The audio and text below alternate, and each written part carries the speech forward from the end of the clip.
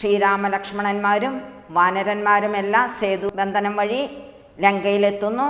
അങ്ങനെ ഘോരമായ യുദ്ധം നടന്നുകൊണ്ടിരിക്കുകയാണ്. ഈ യുദ്ധത്തിൽ ഒരുപാട് വാനരന്മാരും രാക്ഷസന്മാരും എല്ലാം മരിച്ചു. രാവണൻ്റെ മുഖ്യമായിട്ടുള്ള കുറേ ആളുകൾ മരിച്ചു കൊണ്ടിരിക്കുകയാണ്. എന്നിരുന്നാൽ പോലും രാവണന് അതിൽ നിന്ന് പിന്തിരിയണമെന്നോ പലപ്പോഴും ഇങ്ങനെ ഇടയ്ക്കിടയ്ക്ക് ഓരോരുത്തർ ഉപദേശിക്കുന്നുണ്ടെങ്കിലും യാതൊരു വക കൂസലുമില്ലാതെ യുദ്ധം തുടർന്നുകൊണ്ടിരിക്കുകയാണ്. അങ്ങനെ അവനവൻ്റെ ആളുകൾ മുഴുവൻ മരിക്കുകയാണ്. അതേസമയം ഇപ്പുറത്ത് ശ്രീരാമദേവനും ശ്രീ ലക്ഷ്മണനും ബോധരഹിതരായിട്ട് വീഴുകയാണ്. ചില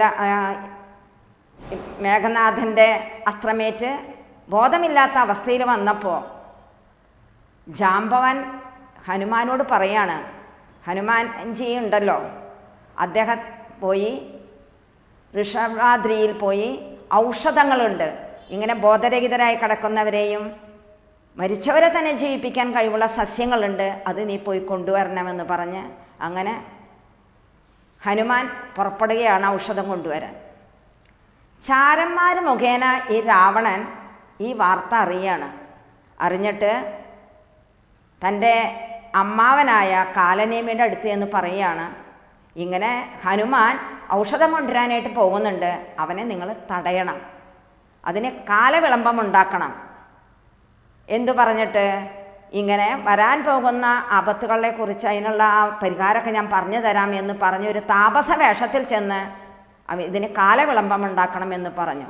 പക്ഷേ അതുകൊണ്ടൊന്നും കാര്യമുണ്ടായില്ല.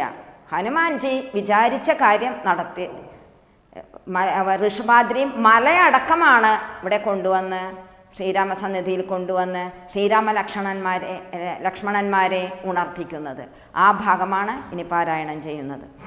കൈകസി നന്ദനനായ വിഭീഷണൻ ഭാഗവോത്തമൻ ഭക്തപരായണൻ പോക്കുവൻ മേലിലാപത്തു ഞാനെന്നോർത്തു പോർക്കളം കൈവിട്ടു വാങ്ങി നിന്നിടിനാൻ. കൊള്ളിയും മിന്നിക്കിടക്കുന്നതിൽ പ്രാണനുള്ളവരാരെന്നറിയണമെന്നോർത്തു നോക്കി സഞ്ചരിച്ചു തുടങ്ങിനാൻ.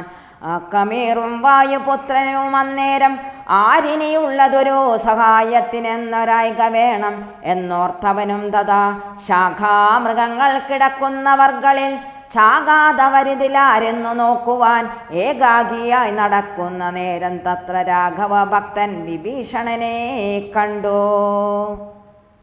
കണ്ണുമിഴിച്ചുകൂടാ രുതിരം കൊണ്ടു നിന്നുടെ വാക്കു കേട്ടുള്ളിൽ വിഭ്രാന്തിമേ രാക്ഷസരാജൻ വിഭീഷണൻ എന്നതു സാക്ഷാൽ പരമാർത്ഥമെന്നോട് ചൊല്ലുക.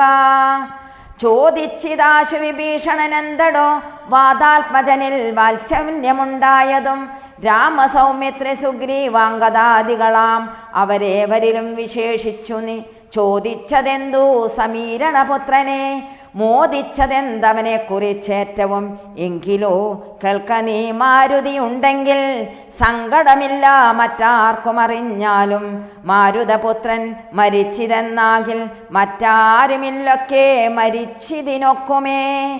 സാരസ സംഭവ പുത്രവാക്യം കേട്ടു മാരുതിയും ബഹുമാനിച്ചു സാദരം ഞാനിതല്ലോ മരിച്ചില്ലെന്നവൻ കാൽക്കലാമോദമുൾക്കൊണ്ടു വീണു വണങ്ങിനാൻ. ആദിത്യനോളം പ്രഭയുണ്ടു നാലിനു വേദസ്വരൂപങ്ങളെന്നു മറിയുക നീ. നാലുണ്ടു ദിവ്യൌഷധങ്ങൾ അവറ്റിനു നാലിനും നാമങ്ങളും കേട്ടുകൊള്ളുക. മുമ്പിൽ വിശല്യകരണി എന്നാനടു പിമ്പു സന്താനകരണി മൂന്നാമതും നല്ല സുവർണകരണി നാലാമതും ചൊല്ലുവൻ ഞാൻ മൃത സഞ്ജീവനീ സഖേ. രണ്ടു ശൃംഗങ്ങൾ ഉയർന്നു കാണാം അവ രണ്ടിനും മധ്യേ മരുന്നുകൾ നിൽപ്പതും. മേരുവിനോളം വളർന്നു ചമഞ്ഞവൻ വാരാനിധിയും കുലപർവ്വതങ്ങളും ലങ്കയും രാക്ഷസരും വിറയ്ക്കും മണ്ണും ശങ്കാരിതം കരുത്തോടലറിനാൻ.